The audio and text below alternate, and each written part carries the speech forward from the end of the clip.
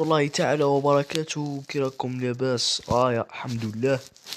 جيسبر تكونوا لاباس. اليوم غادي نتوقعوا الاحد الممتاز. نقول لكم على الاحد الممتاز. شوف، ديربي شمال لندن، ال ال الديربي ميلانو، الغضب مدريد مع إلتشي، اتلتيكو مع ختافي. مباريات قوية، فهمني، مباريات قوية. اليوم مشيت نتوقع لكم المباريات. نبداو باول مباراة في الدوري الانجليزي، ارسنال توتنهام. ارسنال راه مطرطق. شوف ما خسرش اخر 5 مباريات، بصح تعادل وربح 4 مباريات. التعادل هذا كان مع ساندرلاند، وزيدوا اكثر. اخر 5 مباريات ربح وتعادل في بارتيه واحده وربح. هو اصلا خسر من توتنهام في مباراة ودية، وربح توتنهام في الدوري 4 خطرات. اخر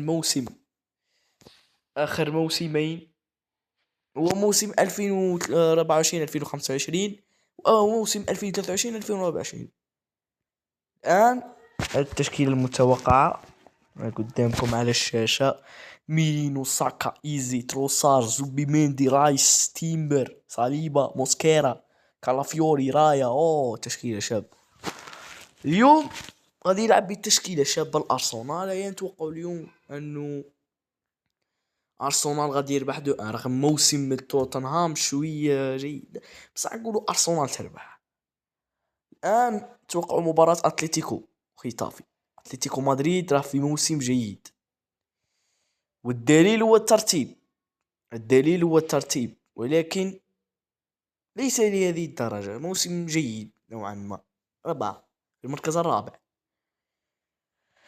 اما ختافي راه في المركز السابع، بعيد جدا. مركز 17 هو مركز 25. حاجة هاك عارف. الآن المباراة نتوقع هذه تشكيلة الفريقين. تشكيلة الأتليتيكو تشكيلة شوية ما فيها والو. الدفاع شوية ناقص والوسط ثاني ناقص، ولكن سيميوني وباريس وكوكي والفاريز سولوث، هذه التشكيلة الشاب، ولكن فيها شوية نقوصة. بس حنقولوا اتلتيكو مدريد تربح رغم الاداء الممتاز اخر 4 مباريات بعد الخسارة اللي تلقاها من ارسنال. راه في موسم جيد. يعني نقدر نقول انه اتلتيكو مدريد يربح 2 كما ارسنال. دروك إلتشي ريال مدريد اليوم لازم لها لازم تربح 6. نقول لك علاه، باش تدي صدارة. هي باش تدي صدارة لازم تربح 6-0. لازم تربح إلتشي 6-0. تحس شي هي 6-0. لازم ريال مدريد تربح إلتشي، وإلتشي شوية نادي شوية صعب ولكن موسم تاعو متعثر جدا كالعادة. فاهميني؟ هو ترتيب الناديين. ريال مدريد في المركز الثاني، وحاليا خاصة 6 أهداف باش يرجع للصدارة. وين إلتشي بعيد عليه بعد البعد، مركز 12. نقدر نقول أنه ريال مدريد تربح أكيد، ولكن ليس لدرجة 6-0.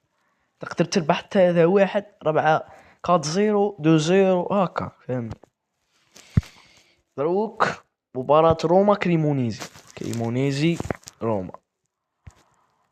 المباراة هذه نتوقع أكيد بدون أي منازع روما. دروك نروح لي على الديربي اللي غادي نكثروا عليه الهضرة. ديربي غضب ميلان، انتر ميلان. نقول لك الاحصائيات: انتر ميلان ما ربحش حتى مباراة. ميلان ما ربحش حتى مباراة اخر 5 مباريات. ما ربحش حتى مباراة، تعادل في 2 وربح 3. الدليل خاوتي وينا نوريكم الأدلة. انتر ميلان تخسر من ميلان 2-1، ومن بعد في كأس السوبر تعاود تلعب بلها 3-2، ومن بعد في الدوري الإيطالي إياب الكلاسيكو إياب الديربي 1-1. كأس إيطاليا ذهاب الديربي في كأس إيطاليا 1-1، وإياب 3-0. معناتها إنتر ميلان من مور ما ربحتنا، من مور ما ربحتنا راحت في أسوأ موسم، أسوأ موسم ليها، أسوأ نهاية موسم، سوء خاتمة الموسم، سوء خاتمة الموسم. إذن إنتر ميلان حاليا شوية موسم متذبذبة. وين الترتيب قدامكم؟ نابولي مازال راه يضرب ويضرب، مازال نابولي يضرب. إنتر في قاع هذا الموسم خسر غير 3 مباريات ولم يتعادل، ما شافش، ما ذاقش ابدا طعم التعادل، وربح 8 مباريات. معناتها الانتر وميلان غادي يكتفوا بالنول كل واحد يدي نقطته ويروح الدار. هذا مكان، هذه هي. ونروحوا ماتش النصر والخليج بدون حساب، النصر يربح 4-0 بدون فلسفة. هذه هي خاوتي، بدون فلسفة. هذا هو الملخص قصير شوية. تهلاو في رواحكم. السلام عليكم.